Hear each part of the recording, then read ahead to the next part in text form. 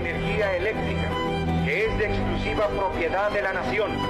Pero no se confíen, porque en años futuros, algunos malos mexicanos identificados con las peores causas del país intentarán por medios sutiles entregar de nuevo el petróleo y nuestros recursos a inversionistas extranjeros.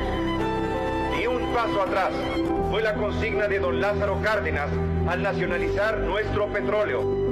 Solo un traidor entrega su país a los extranjeros.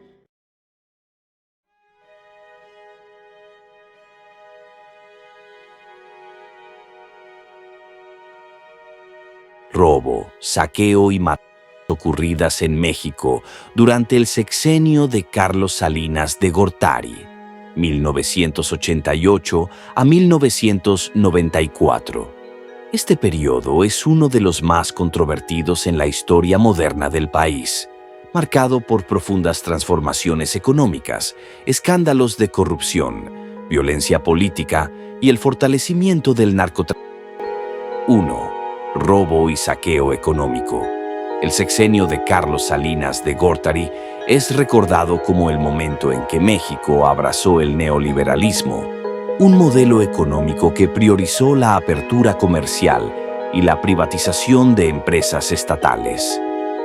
Aunque se vendió como una modernización necesaria, muchas de estas decisiones terminaron siendo vistas como un saqueo de los recursos nacionales en beneficio de unos pocos. Privatizaciones masivas, modernización o regalo a los amigos. Salinas privatizó más de 1,000 empresas estatales, reduciendo el número de estas de 1,115 en 1982 a solo 203 en 1999.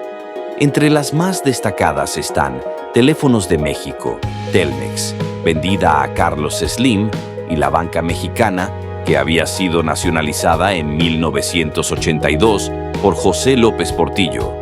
La idea era que estas ventas trajeran eficiencia y atrajeran inversión extranjera, pero el proceso estuvo plagado de irregularidades. Subvaluación. Muchas empresas se vendieron por debajo de su valor real. Por ejemplo, Telmex se privatizó en 1990 por $1,757 millones, una cifra que, según críticos, no reflejaba su verdadero potencial, ya que pronto convirtió a Slim en uno de los hombres más ricos del mundo. Favoritismo. Los compradores eran frecuentemente empresarios cercanos al gobierno o al PRI, Partido Revolucionario Institucional, como Slim o Ricardo Salinas Pliego, Grupo Electra. Esto dio lugar a la percepción de que Salinas estaba regalando los bienes públicos a sus aliados. Consecuencias sociales. Mientras unos pocos se enriquecían, la pobreza creció.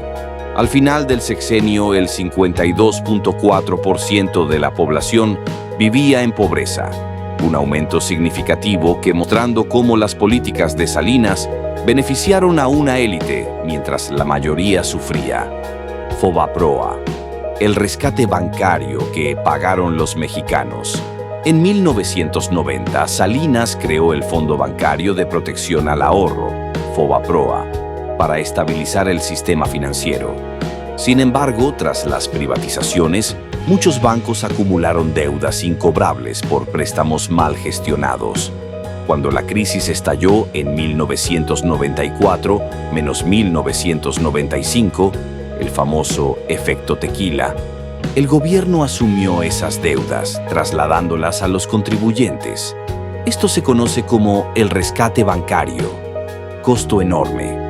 Se estima que el rescate costó entre 65,000 y 100,000 millones de dólares. Una deuda que los mexicanos siguen pagando hoy a través de impuestos. Beneficio para los ricos. Los banqueros y empresarios que habían gestionado mal sus instituciones no enfrentaron consecuencias. En cambio, sus pérdidas fueron cubiertas por el pueblo. Ejemplo claro de saqueo. Este episodio es visto como un robo institucionalizado, donde el dinero público se usó para salvar a los privilegiados, mientras la clase trabajadora sufría inflación, desempleo y recortes sociales. Concentración de riqueza. El modelo neoliberal de Salinas no solo privatizó, sino que concentró la riqueza. Antes de su sexenio, México tenía una familia multimillonaria.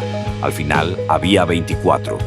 Estos nuevos ricos, Slim, Salinas Pliego, etc., se beneficiaron directamente de las políticas de Salinas, mientras el campo y las zonas indígenas quedaron desprotegidas, abriendo la puerta al despojo de tierras y recursos naturales. 2. Violencia política. El sexenio de Salinas no solo fue económico, sino también violento. Hubo asesinatos políticos de alto perfil y represión que dejaron una marca imborrable en la historia mexicana. Asesinato de Luis Donaldo Colosio, 1994. El 23 de marzo de 1994, Luis Donaldo Colosio, candidato presidencial del PRI, fue asesinado en Tijuana durante un acto de campaña. Este magnicidio es uno de los eventos más oscuros del sexenio. Contexto: Colosio era visto como un reformador dentro del PRI, alguien que podría alejarse del salinismo. En su discurso del 6 de marzo de 1994, habló de un México con hambre y desigualdad, lo que incomodó a sectores del partido y del gobierno. Sospechas. Aunque oficialmente se culpó a Mario Aburto, un supuesto asesino solitario, persisten teorías de que fue un crimen orquestado desde el poder, posiblemente vinculado a Salinas o su círculo, para evitar cambios que amenazaran sus intereses. Impacto. El asesinato desató una crisis política y erosionó la confianza en el gobierno, mostrando hasta dónde podían llegar para mantener el control. Asesinato de José Francisco Ruiz Massieu, 1994. El 28 de septiembre de 1994, Ruiz Massieu, exsecretario general del PRI y excuñado de Salinas, fue asesinado en la Ciudad de México. Conexión familiar. Su relación con Salinas lo hacía un blanco sensible. Se dice que sabía demasiado sobre corrupción y nexos con el narcotráfico. Implicación de Raúl Salinas. En 1995, el hermano de Carlos, Raúl Salinas, fue arrestado como autor intelectual del crimen. Aunque pasó años en prisión, nunca se comprobó plenamente la participación directa de Carlos, pero el caso alimentó las sospechas de violencia ordenada desde Los Pinos. Mensaje claro: este asesinato reforzó la idea de que disentir dentro del PRI o amenazar el sistema podía costar la vida. Represión del STLN y otras matanzas. El 1 de enero de 1994, el Ejército Zapatista de Liberación Nacional, EZOLN, se levantó en Chiapas, coincidiendo con la entrada en vigor del TELCAN. Los zapatistas denunciaron el abandono del campo y el saqueo de sus tierras. Respuesta violenta. El gobierno envió al ejército y en los primeros 12 días de conflicto murieron decenas de personas. Las cifras varían entre 50 y 300, según fuentes. Hubo denuncias de ejecuciones extrajudiciales y masacres en comunidades indígenas. Consecuencias. Aunque se firmó un alto al fuego, el conflicto evidenció la disposición del gobierno a usar la fuerza contra los marginados que cuestionaran sus políticas. Otros casos. Durante el sexenio, el PRD reportó el asesinato de más de 600 de sus militantes, muchos atribuidos a la represión política del PRI para silenciar a la oposición. Crimen del Cardenal Posadas, 1993. El 24 de mayo de 1993, el cardenal Juan Jesús Posadas Ocampo fue asesinado en el aeropuerto de Guadalajara. Versión oficial. Se dijo que fue un error en un enfrentamiento entre narcos, pero muchos creen que fue un ataque dirigido, posiblemente por sus críticas al narcotráfico y su influencia moral. Relación con el narco. El caso levantó sospechas de nexos entre el gobierno de Salinas y los cárteles, que crecieron exponencialmente en este periodo. Tercer contexto general. corrupción y narcotráfico. El saqueo y la violencia no pueden entenderse sin el contexto de corrupción y el auge del narcotráfico, que floreció bajo Salinas. Corrupción sistémica, fraude electoral de 1988. Salinas llegó al poder tras unas elecciones cuestionadas, con la famosa caída del sistema, que revirtió los resultados a su favor frente a Cuauhtémoc Cárdenas. Esto marcó el tono de un gobierno dispuesto a todo por el poder. Raúl Salinas, el hermano de Carlos, fue acusado de enriquecimiento ilícito. Se le encontraron millones en cuentas suizas y nexos con el narco. Aunque Carlos nunca fue condenado, su familia simbolizó la corrupción impune.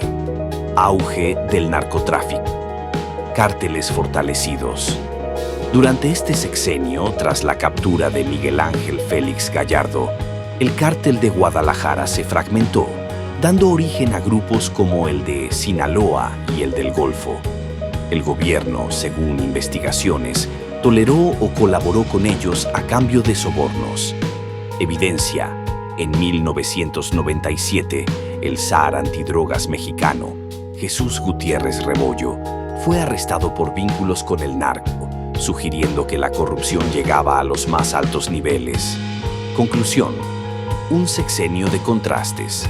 El gobierno de Carlos Salinas de Gortari, 1988 a 1994, fue un periodo de modernización económica que trajo el TLCAN y una aparente estabilidad macroeconómica, pero a un costo altísimo. El saqueo de los bienes públicos a través de privatizaciones opacas, el traslado de deudas privadas a los ciudadanos con Fobaproa y una concentración de riqueza sin precedentes.